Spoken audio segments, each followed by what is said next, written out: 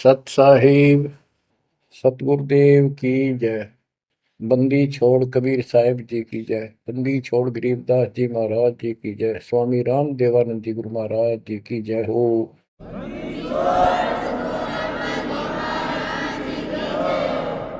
सर्व संतों की जय, सर्व भक्तों की जय, धर्मी पुरुषों की जय। श्री काशी धाम की जय, श्री सुडानी धाम की जय, श्री क्रोथा धाम की जय, श्री बरवाड़ा धाम की जय। सत साहिब। कबीर दंडवतम गोविंद गुरु बंधु जन सोए। पहले वही प्रणाम तिन नमो जो आगे ओए। सतगुरु पूर्ण ब्रह्म है, सतगुरु आप अलेख। सतगुरु रमता राम है, या ममीन नामेखो। बच्चों, परमपिता परमात्मा कबीर जी की असीम रजा से आज आपके ऊपर उस मूल ज्ञान की वर्षा हो रही है जिसकी प्यास आत्मा को युगों युगों से थी। बच्चों, इस गंदे लोग को समझो अच्छी तरह। जब तक आपके दिल में यह बात नहीं बैठेगी, वो वहम नहीं होगा आपका कि कित फंस गया क्या। यू घर अपना नहीं, यू परिवार अपना नहीं, यू लोक संसारिक किस ब्रह्मांड अपना नहीं। तो हम किस आस पर जी रहे। केवल अपना सतपुरुष है, उसका नाम कबीर है, सारी सृष्टि का रचनहार है,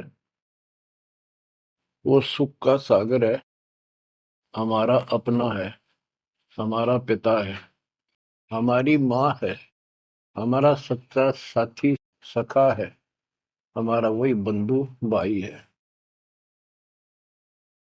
बच्चों, आप इस बात को आज मान लो, ना फिर घणे दुखी हो जाओगे, फिर माननी पड़ेगी कि यह भक्ति करनी पड़ेगी और बकवास त्यागनी पड़ेगी। आज शरीर स्वस्थ है, दो रोटी का रोजगार चंगा है, परमात्मा कति याद नहीं आवते, सौ जतन कर ले इसको। कितना समझा रहे, माचा माचा करे, कल ये कर दूंगा, परसों ये कर दूंगा। और उसको जब हो जाती है कैंसर,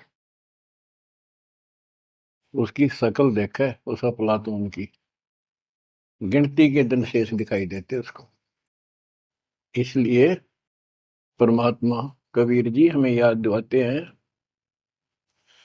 कबीर दुख में सुमन सब करे, सुख में करे न कोई।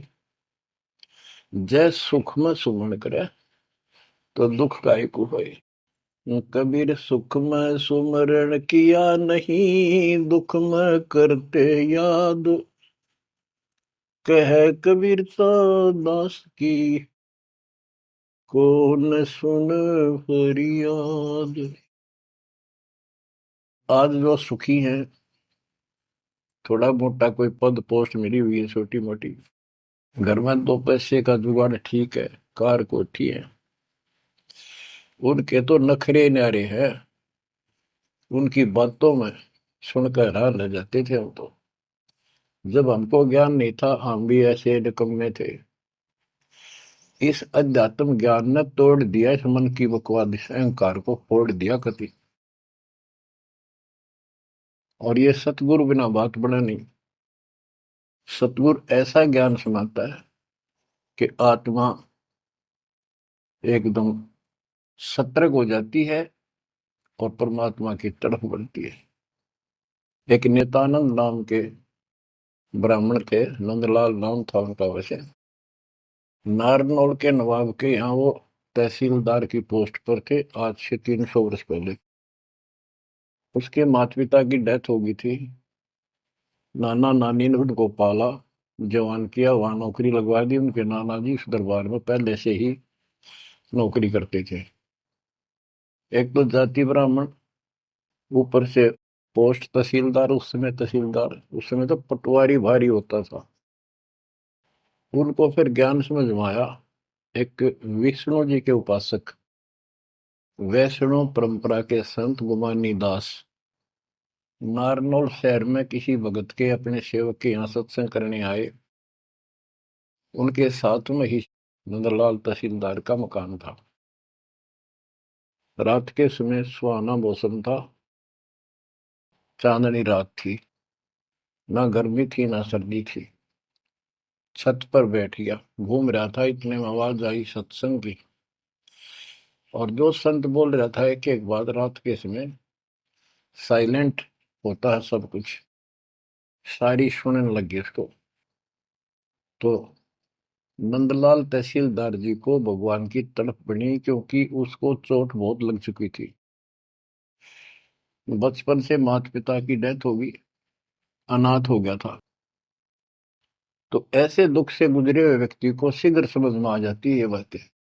उसको तड़प बनी, ये संसार कुछ नहीं। आपको सत्संग के कुछ अंश सुनाता हूं पहले। ये संत जो हैं वाणी तो कबीर साहब की गाते हैं और मार्ग काल का बताते हैं। वाणी ऐसी गजब की है, खींच लेती है आत्मा को, चुंबक जैसे लोहे को खींचता। लेकिन ये कलम गलत चढ़ाते हैं, इनके पास वो संपूर्ण दीक्षा नहीं। बात यहां बिगड़ गई। और काल ने पूरा लाभ उठा रखा मालिक की अट्रैक्टिव वाणी का। मन तू चल रे सुख के सागर, जा शब्द सिंधु रत्नागर। कोटि जन्म तन भर मत होगे, कुछ नहीं हाथ लगा रे। कुकर शुकर खर बया गोरे, कौवा हंस बुगारे। मन तू चल रे सुख के सागर, जा शब्द सिंधु रत्नागर। कोटि जन्म तू राजा की ना, मिटी न मन की आशा। भिक्षुक होकर दर दर आंडा, फिर मिला न निर्गुण रसा। मन तू चल रे सुख के सागर, जा शब्द सिंधु रत्नागर। इंद्र कुबेर ईश की पदवी, ब्रह्मावण धर्म राया। विष्णुनाथ के पुर को जाके, फिर भी उल्टा आया। मन तू चल रे सुख के सागर, जा शब्द सिंधु रत्नागर। असंख्य जन्म तन मरत्या होगे, जीवित क्यों न मरे रे। असंख्य जन्म तो है मरता होगे, जीवित क्यों न मरे रे। द्वादश धर्मद मैल मठ बोरे, बहुर न दे धर रे। मन तू चल रे सुख के सागर, जा शब्द सिंधु रत्नागर। दोजक भिष्ट सभी तह देखे, राजपाट के रसिया। तीन लोक से तरपति नाही, यो मन भोगी खसिया। मन तू चल रे सुख के सागर, जा शब्द सिंधु रत्नागर। सतगुरु मिले तो इच्छा मिटे, पद मिल पदे समान। सतगुरु मिले तो इच्छा मिटे, पद मिल पदे समान। चल हंसा उस लोक पठाऊं, जो आदि अमर अस्थाना। मन तू चल रे सुख के सागर, जा शब्द सिंधु रत्नागर। चार मुक्ति जा चंपी करती, माया हो रही दासी। चार मुक्ति जा चंपी करती, माया हो रही दासी, दास गरीब अभय पद पर से, मिल राम अविनाशी मन तू, चल रे सुख के सागर जा, शब्द सिंधु रत्नागर। सत्संग में बताया गया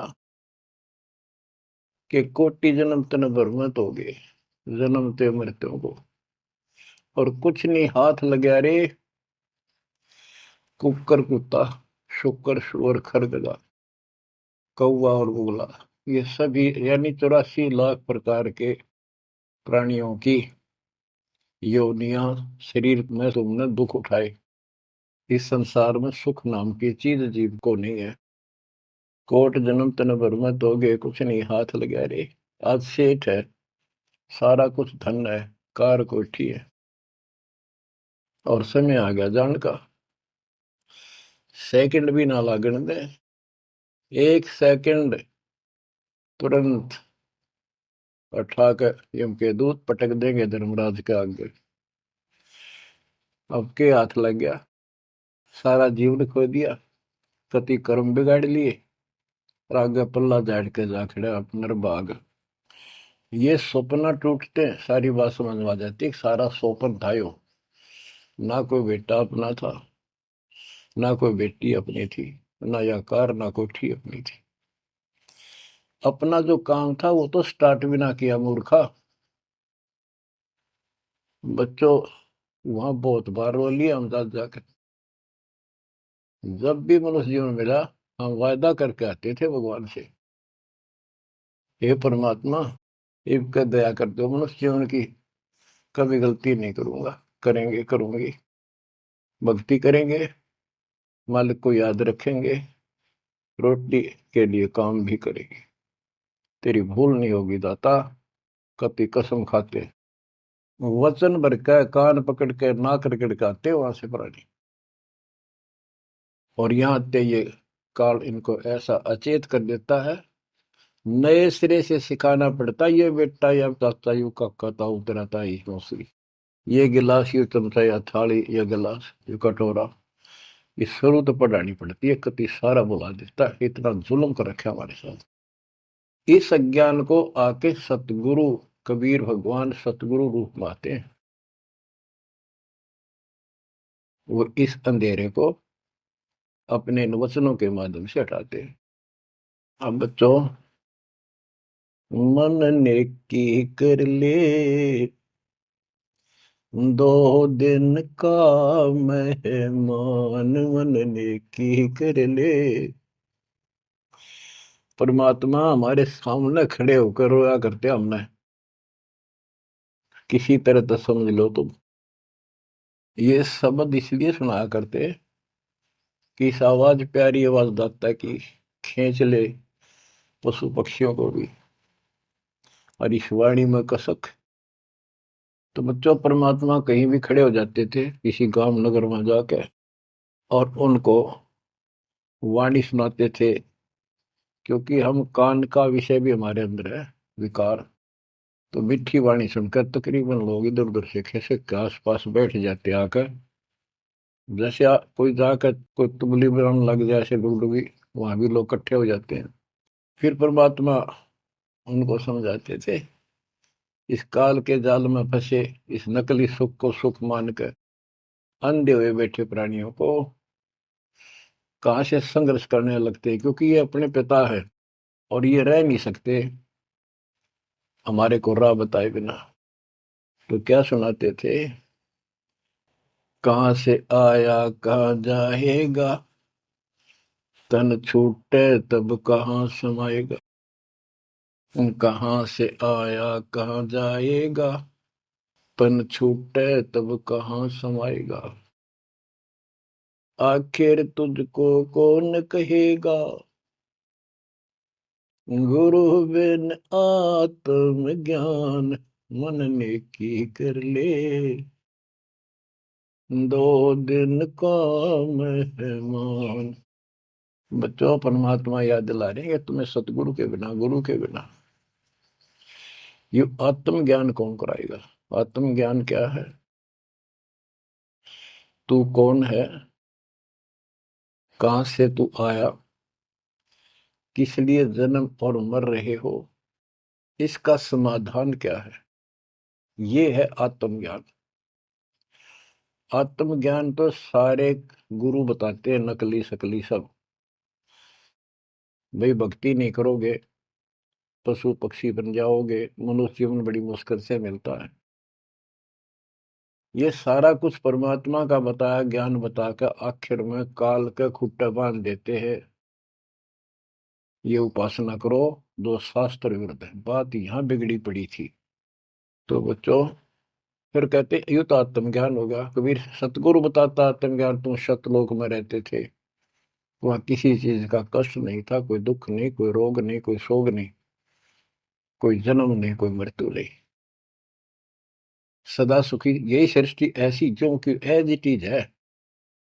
ऐसे गांव बसे हैं, ऐसे बाजार लगे हैं, बाग बगीचे कदम कदम पर सुंदर तरीके से लगे हुए, एक पंक्ति के अंदर गजब के। और उसको छोड़ के तुम इस काल के जाल में फंस गए। अब ये तुम्हें मूर्ख बनाए बैठा है, उस घर की कति खबर मिटा दी, नामो निशान खत्म कर दिया। आत्मज्ञान ये है, तुम या कष्ट उठा रहे हो जन्म मृत्यु के, इसका समाधान है पूरा सतगुरु हो, उसे दीक्षा लो, फिर डट कर भक्ति करो, मर्यादा का पालन करो। ये तो है आत्मज्ञान। परमात्म ज्ञान क्या है, परमात्मा कौन है, ये श्री कृष्ण जी को भगवान बताओ, विष्णु और शंकर को भगवान बताओ। इनका परमात्म ज्ञान खाक है। परमात्म ज्ञान है नहीं, आत्म ज्ञान ने के चाटांगे फिर। गरीबदास जी कहते, कूप की छाया कूप के माई, ऐसा आत्म ज्ञाना, या से परे परम पद वा का भेद न जाना। आत्म ज्ञान तो ऐसा है जैसे कुएं की छा कुएं तक है, बाहर उसका कोई यूज नहीं। इसका मतलब है कि जिस ज्ञान पर ये आत्म ज्ञान बताते हैं, परमात्म ज्ञान है नहीं, वो तो इस काल के कुएं में अंदर ही गिरे रहेंगे, यही कष्ट उठाएंगे। ये साधना गलत बताते हैं, उनकी पोल खोल रखी है वैद्य के अंग में, जैसे काला पुष्पा। बच्चों, फिर बताया जाता है कि कोट जन्म तन भ्रमत होगी। परमात्मा जगह जगह खड़े होकर रोया करते थे हमारे लिए, और कुछ आकर्षित भी होते थे। कोयल के बच्चे तो लाग ही जाते हैं, वो डटते ही नहीं, उनको तुरंत प्रभाव हो जाता है, सचमुच भक्ति करनी चाहिए। इस प्रकार मान लेके 64 लाख से सो गए थे 700 साल पहले। इस ज्ञान को तो सिर्फ इतना सुनते थे कि सचमुच जो कह रहे हैं बात सच्ची है, मर जावांगे। ये वाणी ऐसी है, सीधी फोड़ देती है आत्मा के मैल को। फिर सुख होने शुरू हो जाते थे दाता का नाम लेते ही, इसलिए चिपकते चले गए। दाता भी चाहते थे, परमात्मा भी, कि इनका अपनी कलम चढ़ा दूं एक बार बस, इन पार तो होना नहीं। कलम चढ़ा गए दाता उस समय 64 लाख का। वो 64 लाख कुछ भक्ति करी उन्होंने, बहुत अच्छी, परमात्मा काफी संग रहे। फिर जब देखा कि अब इनको ज्ञान नहीं है, और ज्ञान बिना मुक्ति हो नहीं सकती, जब तक पूरा ज्ञान नहीं होगा ये डट नहीं सकते, दो काम हो जाते हैं, तीसरा नहीं होता है, तो फिर वो झाड़े लुआन चले जाते हैं। ये स्थिति होगी थी वहां। तो एक झटका दिया था, परीक्षा ली थी, सारे विमुख हो गए। जब परमात्मा ने हाथी पर बैठकर गंगा जल बोतल में भरकर, जैसे शराबी शराब पिया कर, एक वैश्या, प्रसिद्ध वैश्या जो परमात्मा की शिष्या हो चुकी थी और अपने धर्म कर्म को ठीक कर रही थी, लेकिन उस समय भी उसको वैश्या की फीत ही थी समाज की दृष्टि से। उस लड़की को हाथी पे बैठा के उसके कंधे पर हाथ धर का भगवान, और वो पानी गंगा जल पी रहे थे, उस हाथी को बाजार के बीचों बीच घुमा दिया। जो भी देखा वो एक, देख लो भाई जुलाहा बड़ी बड़ी बात बनाया करता कबीर, शराब पीवे और वैश्या को साथ लेकर घूम रहा है। उनके शिष्यों को लाओ, बुला बुला के देखो, हम तो पहले कहा करते पाखंडी आदमी है, अपनी आंखों देख लो, सरियाओं का वृत्ति करता घूम रहा, शराबी कबाबी है ये। जो भी देखे वही कहते, मैं तो कभी कभी जाया करता, मन तो जाना ही छोड़ रखा है वह। मैं तो उसके साथ चला गया था एक बार। ऐसे 64 लाख भगवान से विमुख हो गए, सतगुरु भी चाहते थे ये बोझ सिर पर पड़े, अब ये समझ नहीं पा रहे। गरीब बड़ुआ बड़ुआ सबक है, कोई न जाने खोजे, दास गरीब कबीर करम, बाटत सिर का बोझ। कि उस लीला को कोई नहीं समझ रहा था, वो तो अपने सर का बोझ, ये पूरी आस्था थी नहीं उन शिष्यों की, इसलिए इनको पटक रहे हैं, ठा के सर पर पे अपना बोझ हल्का कर रहे हैं। बच्चों, गुरुद्रोही नहीं बने तुम उस समय, सतगुरु विमुख हो गए। तो कबीर साहब कहते हैं, सतगुरु विमुखा युग युग रोवे, मानुष जन्म पाके खो। सतगुरु संगत छोड़ के लाख वर्ष जबकीन, इंद्रिय कर्मना मोक्ष हो रह काल के आदि। इसके लिए बहुत से प्रमाण आपको दिए गए हैं। जैसे राबिया सतगुरु विमुख हुई थी, गुरुद्रोही नहीं हुई थी वो। 4 साल दाता ने कितनी मेहनत करके उस बेटी के लिए, फातिमा के लिए, उनकी भेड़ बकरियां के बीच में बैठ के उस बदबू में, उस प्यारी आत्मा जो दलदल में फंसी पड़ी थी, राबिया को ज्ञान सुनाया, बेटी अल्लाह खुदा की भक्ति करनी चाहिए, ये जीवन थोड़ा ही है, इसमें कभी भी मृत्यु हो जाएगी, फिर पता नहीं कहाँ जन्म होगा। कई दिन लगातार ये बात करते करते लड़की कहती थी कि महाराज, हम इबादत करते हैं, नमाज करते हैं, सारा कुछ करते हैं। उसका सारा अंधेरा हटाया, लड़की का समझ में आ गई, सृष्टि रचना बताई। 4 साल भक्ति करी, और कोई साथी था नहीं, दूसरा भक्त भाई बहन, इस मार्ग के बताने वाला। समाज के प्रभाव से परमात्मा वाली सत साधना छोड़ दी, क्योंकि सत्संग ना सुनने से इस तरह मैल आवेगा, ये भूल जरूर पड़ जाती है, क्योंकि गलत बताने वाले तो सारा समाज, सारा वही साधना सब कर रहे थे, तो वही अपनी साधना करने लगे। लेकिन ये प्रेरणा इतनी होगी थी कि शादी नहीं कराऊंगी, मोक्ष पाऊंगी, सारा कुछ हो गया था। लेकिन माता पिता को टेंशन होगी कि लड़की को घर पर नहीं रख सकते, तो कह दिया बेटी या तो निकाह करा ले, नहीं तो अब दोनों मराएंगे। लड़की ने विचार कर लिया कि माता पिता की हत्या का दोष मुझे लगेगा, इसलिए यस कर देती हूँ, अपने पति से बात करूंगी। निकाह करने की यानी शादी की हाँ भर ली, और ब्याह हो गया, अपने पति के घर चली गई। वो एक अच्छा अफसर था, साहब था, नेक आत्मा था। राबिया ने स्पष्ट कर दिया, बात सुनो मेरी, मैं भक्ति करना चाहती हूँ और मैं संतान उत्पत्ति नहीं करूंगी, अगर आपने जोर जबरदस्ती कर दी तो मैं फांसी का के मरूंगी, ये फाइनल सुन लो। उसके पति ने कहा कि एक बात बता राबिया, जब निकाह हुआ आपने स्वयं कबूल किया था, मैं निकाह कबूल करती हूँ। मुसलमानों के अंदर एक विशेष बात है कि लड़का लड़की चाहेंगे तो ब्याह होगा, ना हुआ नहीं, तो तेने उस समय कबूल क्यों किया था? राबिया बोली, मेरी मजबूरी थी, समाज का दबाव था मेरे माता पिता पर, मेरे माता पिता ने शर्त रख दिया तो शादी करा ले, नियम दोनों मरेंगे, तो इसलिए मैंने शादी कर ली। ये आप पर फैसला है, वहां तक 2 मरे थे भी, आई एक मरेगी, मैं भक्ति करूंगी, ये मेरा फाइनल फैसला है।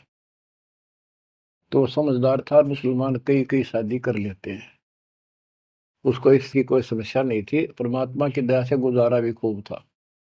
वो बोला, रबिया बात सुन ले, जैसा समाज का दबाव तेरे ऊपर था, तेरे माता पिता पे, ऐसा समाज मेरा भी है, और यहाँ मुझे भी जवाब देना भारी हो जाएगा अगर तू इधर उधर जाओगी। से जाइए भक्ति के लिए, इसलिए घर में रहेगी, मेरी तरफ से मेरी बहन होगी, संसार की दृष्टि में मेरी पत्नी बनकर रहना होगा। राबिया ने कबूल कर लिया, यस कर दी। उसने अपने और विवाह करा लिया। जब वो होगी 50 साल के ऊपर, हज करने चली। उसके पति ने कहा, आपके लिए मैं गाड़ी घोड़ा ऊंट तैयार करवा देता हूँ, अरे जाओ, बहुत खुशी की बात है, मुझे भी पुण्य मिलेगा आपके सहयोग में। वो कहने लगी, मैं पैदल जाऊंगी। यानी भावना अलग होती है भगत की, या धार्मिकता रंगी हुई होती है पिछले जन्मों की। वो चल पड़ी, पैदल चल पड़ी। रेगिस्तान ज्यादा होते थे उस टाइम, सभी जगह सूखे पड़ते थे। मक्का में चली, मक्का के राह पे काफी सफर तय करने के बाद एक कुआं आया। उस कुएं पे ना बाल्टी थी, ना कोई रस्सी थी। वो लगता था उसमें गिर गई थी। उधर एक कुतिया बहुत प्यासी थी, प्राण जानने हो रहे थे उसके। राबिया को समझते देर नहीं लगी, वह कभी राबिया के पैरा में आवे, कभी कुएं की तरफ जावे। बहुत बुरा हाल था उसका। उसके छोटे छोटे बच्चे भी थोड़ी सी दूरी पर विलख रहे थे।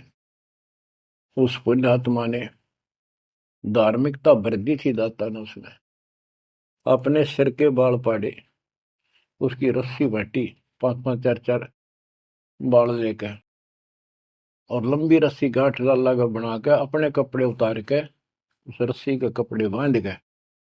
पहले मोटे मोटे कपड़े होते थे सूत के, और वो बहुत पानी सोख लेते थे। कुएं में बाल्टी की तरह डाले, बाहर लाकर उनको नचोड़ा। एक मटके का केकरा सा पड़ा था, टुकड़ा फूटा हुआ, उसमें पानी भरती गई, कुतिया पी गई 2 किलो पक्का पानी, और पी कर चली गई। अब उसने अपने कपड़ों से, गिल्ले कपड़ों से सिर का ब्लड साफ किया, और झाड़ झूड़ के कपड़े, गर्मी के दिन थे, ठीक सा मौसम था, वो कपड़े निचोड़ कर पहन लिए और सफर पर चलने को तैयार हुई। इतने में वो मक्का मकान उठ गए, वो महल मंदिर, वो कब्बा उठ गए और कुएं के साथ आकर लग गया, जैसे प्लेटफार्म पर ट्रेन आकर लगती है।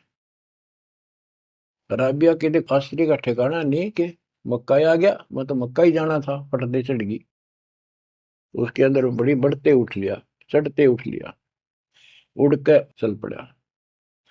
उधर से अब्राहिम सुल्तान आदम पहले किसी और जन्म में था। जैसे परमात्मा गरीबदास जी कहते हैं, वाहन गरुड़ कृष्ण असवारा, लक्ष्मी डोरे चोर पारा, असुर निकंद मेड़ी में। अब गरीबदास जी को कृष्ण विष्णु दिखाई देता, और कृष्ण को ज्यादा लोग मानते हैं। इसी प्रकार उस समय जो अब वर्तमान में वाणी बोली गई, अब्राहिम सुल्तान को अधिक जानते हैं, इसलिए सुल्तान आदम का जिक्र किया, जबकि पहले ये किसी और शरीर में था, राबिया के समकालीन था। सब कहने लगे, भाई मक्का कहाँ गया, मक्का कहाँ गया, मंदिर कहाँ गया। अब्राहिम सुल्तान भी वहां जाता रहता था, मुसलमान भाइयों को समझाना चाहता था, गुरुदेव के आदेश से अपनी सच्ची राह बताया करता, क्योंकि वहां धार्मिक लोग ही जाते हैं। वहां चर्चा चली कि मक्का कहाँ गया, मक्का कहाँ गया। सबको आश्चर्य हुआ। अब्राहिम सुल्तान जो पहले शरीर किसी और शरीर में था, गरीबदास जी की वाणी में है कि सुल्तान अदम मक्के गया, मक्का नहीं मकान गया, एक रांड को लेने को, नो कहे अदम सुल्तान। अब्राहिम सुल्तान अदम कहता है कि नकमी औरत को लेने गया, वो पहले सतगुरु शरण में आई थी, वो साधना छोड़ के अब ये वही जड़े ढो रही है। उपस्थित मुसलमानों को उसकी बात अच्छी नहीं लगी, दुख भी हुआ, लेकिन मुसलमान था इसलिए आगे बात बढ़ी नहीं।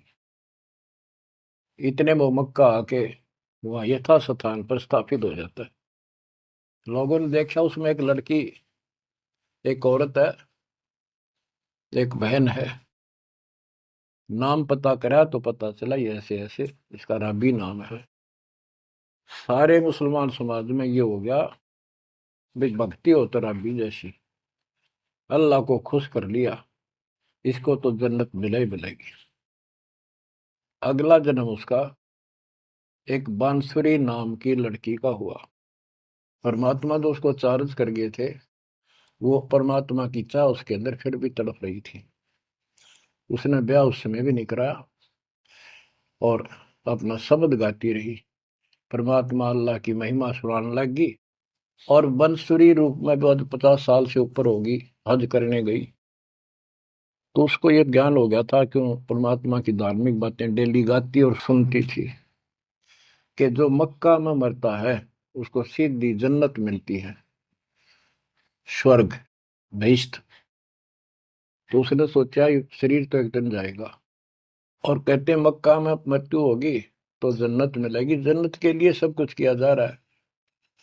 उसने वही गर्दन काट दी अपने हाथ तो तलवार मार के।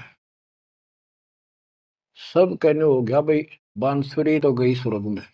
बांसुरी ने कुर्बानी दे दी और जन्नत में गई।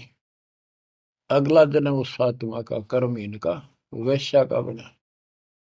2 जन्म कति ब्रह्मचर्य के पालन कर लिए, आखिर में सारी कसर काट दी काल ने। परमात्मा कहते काल के षड्यंत्र को तुम तक ये समझोगे, ब्रह्मा विष्णु महेश अभी तक नहीं समझ पाए। फिर दया करी दाता ने, वो गंदा नरक भोग के वह फिर मरी। एक शेख तकी नाम का सिकंदर लोधी राजा का धार्मिक गुरु था, और ये भी कहते हैं वो उनका एक प्रधानमंत्री भी था। जो भी उसके घर जन्म हुआ, उसका 12-13 वर्ष की होकर वह मर गई, कब्र में दबा दिया गया। एक दिन परमात्मा ने ऐसी लीला करी, क्योंकि सोचल छिद्र मैं करूं अपने जन के काज, काम तो उनका था सारा उस बेटी के लिए। शेख तकी के ने जब सारे हथकंडे अपना लिए, कबीर साहब आयरा नहीं, मुर्दे जिंदे कर दिए। उसने कहा वो तो सदमे में था, कमाल, रामानंद जादू जंतर ते जिंदा कर दिया। जब जानू मेरी बेटी कब्र में दब रही है, उसको जिंदा कर दे। कई दिन हो गए, 15-16 दिन हो गए। परमात्मा ने कहा ठीक है भाई, सब इकट्ठे कर लो। मुनादी करा दी, उसने खुद करा दी, कहा जिसकी पोल खुलेगी। परमात्मा ने समय बता दिया, उस दिन करूंगा जिंदा। हजारों आदमी सिकंदर लोधी शेख तकी कब्र फुड़वा दी, वहां इकट्ठे हुए। कब्र फुड़वा दी, लड़की का शरीर था। तो परमात्मा ने कहा शेख तकी तू कोशिश कर ले, कदे 5-6 नंबर बनावे। और कहे या सदमे में थी। दूसरे बोले जी अगर ये इस तरह कुछ इल्म होता, अपनी बेटी ने कौन कब्र में दब मिट्टी में, आप दया करो। कबीर साहब ने कहा हे शेख तकी की बेटी जीवित हो जा, नहीं हुई। दूसरी बार कहा यही, नहीं हुई। शेख तकी ने भगड़ा पा दिया, नाचन लग गया कि डोंगी की पोल खुल गई, देख लो। कहूं था ना मैं, कभी मुर्दे जिंदे होते हैं, ये तो कयामत के समय होते हैं। तब परमात्मा बोला डट जा बंडेले, रुक। तब कहा हे कबीर की बेटी, आत्मा जहां भी है वापस आ, शरीर में प्रवेश कर बेटी, और बाहर आ। इतना ही कहा था, शरीर में कंपन हुई, लड़की उठी, मालिक के चरणों में आके दंडोत प्रणाम किया, और खड़ी होकर 1.5 घंटे अपने पिछले कर्म, वो पाप बकवाद गलती सारी दोहरा दी, और अपने भगवान के साथ चली गई। परमात्मा ने कहा जा बेटी, अपने पिता के साथ, शेख तक के साथ। लड़की बोली मेरा बाप आप हो। इनका तो इतना संस्कार था, इन दाब दी माटी में। अब इनका मेरा कोई संस्कार नहीं था, आगे मेरा पशु दुनिया में जाने का नंबर था। और ये भगवान वहां गए, धर्मराज के दरबार से मुझे बाई फोर्स लाए। तो बच्चों कहते गोरख से ज्ञानी गणे सुखते जति जिहान, सीता सी वो वारिया दूर संत स्थान। ये बड़े बड़े लतीफेदार भाषण करते हैं, सत्संग सुनाते हैं। कहते हैं बीजक की बात आके बीजक नाही हाथ, पृथ्वी डोबण उतर रही है कह मीठी बात। बच्चों प्रसंग चल रहा था सत्संग का, सतगुरु विमुखा योगी गुरु है। तो इसी प्रकार हम सतगुरु विमुखा हुए जब आज तक रो रहे हैं। हमारे वो कुछ भक्ति करा कर चार्ज कर गए थे, जिस कारण से अपने को मनुष्य जीवन मिलते हुए आ रहे हैं और भक्ति की चाह भी है। यह गलती फिर न दोहराई। अब नित्यानंद का जो प्रसंग था उस पर आता हूँ। और सत्संग चला के कोट जन्म तन भ्रमत हो गए, कुछ नहीं हाथ लगा रे, कुकर शुकर खरब्याब हो रहे, कौ वाहन सुलगा रहे, कोटि जन्म राजा की ना।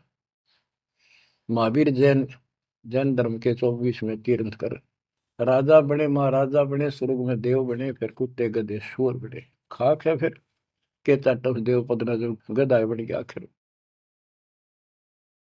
इंद्र कुबेर इसकी पदवी, शिविर में विष्णु महेश के पद पा चुके हो। इंद्र तक की पदवी पाई है और फिर यहीं भटक रहे हैं। दो जग भीष्ट सभी ते देखे, स्वर्ग नरक सभी धक्के खा चुके हो, भटक चुके हो।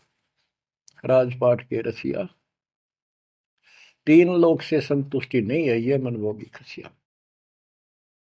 कोई एमएलए बन जाए, सरपंच बने, मन में आता चेयरमैन बनो। चेयरमैन भी बन जाता है, वे एमएलए में बात बने। मर पड़ का एमएलए कभी बन जाता है, तो सोचा मंत्री बनो जब बात बने। एमएलए में कोई नहीं पूछता। मंत्री यूं सोचता है चल तो मुख्यमंत्री गया, हम तो टाइम पास कर रहे हैं।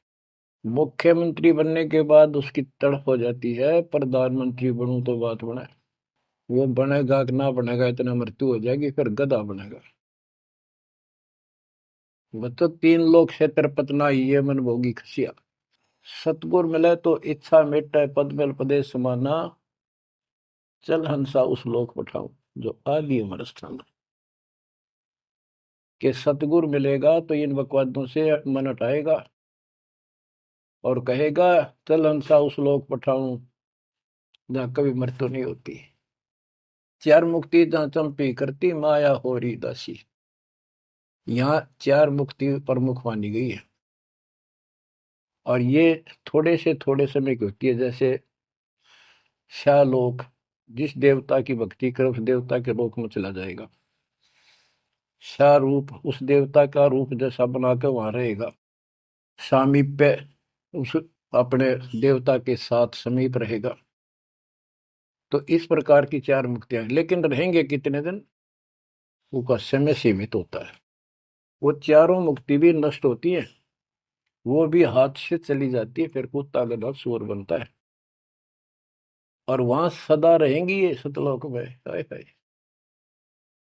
चार मुक्ति जा चंपी करती, माया हो रही दासी, दास गरीब अब पद पर से, मिले राम अविनाशी।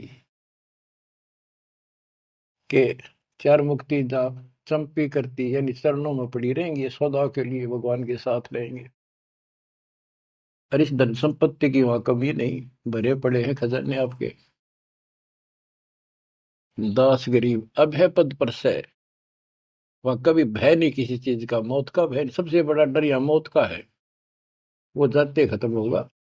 दास गरीब अभय पद पर से, मिले राम अविनाशी।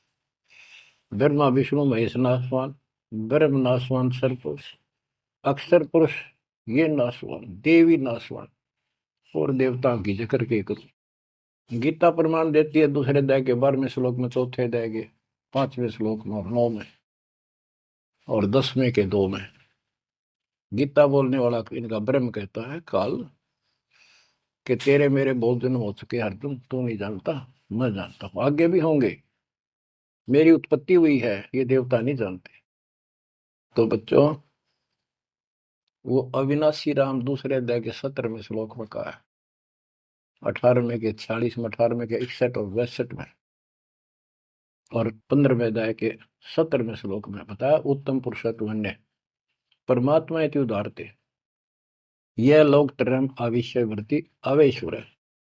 वो अविनाशी भगवान मिलेगा वहां पर। कबीर साहब कहते हैं यहाँ भी तुम जब तुझे राजपाट भी चाहिए हमारा इधर ले जा। यहाँ राजपाट कैसा देंगे आपको, और संसार के लोगों से ज्यादा सुविधा देंगे परमात्मा। और कहते हैं जिसके मन में परमात्मा की भक्ति है तो फिर के इंद्र का राज, उसको कभी नफरत हो जाती है उस राज से तो महाराजा बन जाता है। और यहाँ सुख देंगे परमात्मा कहते हैं माया दासी भगत की संत की उभे दे आशीष बरती और लातों छिड़ी सुमर सुमर जगदीश। कहते इतना धन दे देगा बंदी छोड़ के खाइयो खर्चियो और खूब धर्म फैलाइयो। माया दासी संत की उभय दे आशीष, दोनों तरफ से आशीर्वाद देगी। खाओ खर्चो और दान करो। और बरती और लातों छिड़ी, कबीर साहब कहते हैं सुमर सुमर जगदीश। सुमर कौन सा जगदीश, सच्चा नाम, सच्ची भक्ति, सतपुरुष कबीर साहब की भक्ति कर करके। अब नित्यानंद ये सारा सत्संग सुन रहा था। ये क्या करते हैं, बात तो सुनाओ सतलोक के मिलती जुलती, अध्यात्म ज्ञान भक्ति विष्णु तक की। अब नंदलाल पंडित जी ऊपर से तहसीलदार, 2 मरोड़ इकट्ठी। उसने सोचा यहां जाऊंगा संत के पास तो नगरी के लोग क्या कहेंगे, ब्राह्मण और तहसीलदार या किसी के घर में आकर संत के चरणों पड़ा। काल न तक कई रास्ते रोक रखे हैं। तो उसको पता चला कि महात्मा का डेरा है यहाँ नारनौल से 2 किलोमीटर दूरी पे। संत चले गए। अगले दिन, उस दिन तक खूब विचार किया। सुबह सुबह घोड़े पर बैठ कर, जो सरकार की तरफ से मिलता था उनको, आश्रम में चला। संत जी शर्त को उस तरह फिरवा रखा था और सुबह सुबह इजी मूड में घूमने के लिए उसी रास्ते आ रहे थे जिस रास्ते वो नंदलाल जा रहा था तहसीलदार जी। अब ये ब्राह्मण उस टाइम सारे सोन को सोन घड़ी मान्या करते। उसने सोचे देख यो मन उस बाल कटवा के आगे आ गया मेरे, और मैं कितना अनमोल काम करना चाहूँ था, आज गुरु बनाना चाहूँ था, अपने जीवन का सौदा करना था, यो कसोन हो गया, कुसोन अपलक्षण हो गया। तो उसने अपने मन में सोच लिया इसके टोले मार दे 2 शर्मा उंगली, यो कसोन मिट जाएगा। हम भी पहले क्या करते ना, बच्चे थे जब, के झूठ बोला पाप लगेगा, न बोला उंगली पर उंगली धर कर बोली थी, वो ना लगा पाप। ये अपनी बनावटी बातें थी, उंगली पर उंगली चढ़ा ली थी इसलिए पाप ना लग गया कर। तो उसने इस दृष्टिकोण से उस महात्मा का शर्म ने उल्टी उंगली के टोले मारे 3-4 और बोला रनर भाग मनहूस, तेना आज मेरा गाना था, आज मैं गुरु बनाने जा रहा था, अपना जीवन का सौदा करूंगा।